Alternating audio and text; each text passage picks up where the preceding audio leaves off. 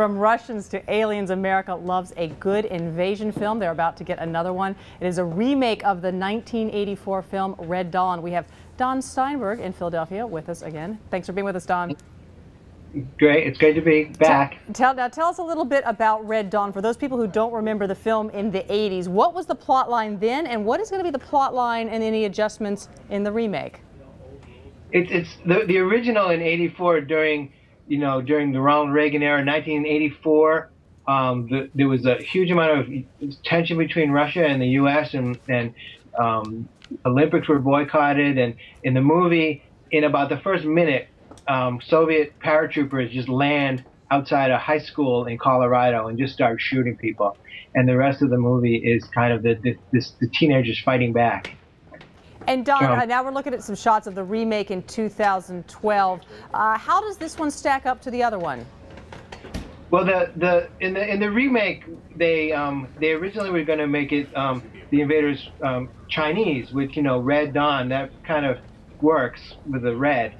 Then there was some issues with MGM, and they went bankrupt, and they came out, and they couldn't find a distributor who wanted to handle a movie that might disappoint the Chinese market, so they changed it to North Koreans. So now it's the North Koreans who invade.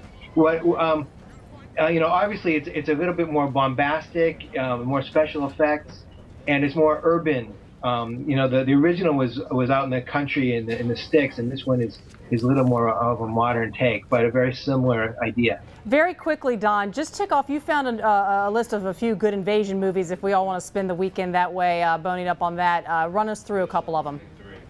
Well, we did different categories of invasion movies, starting with sort of the Cold War and that Red Scare in the 50s.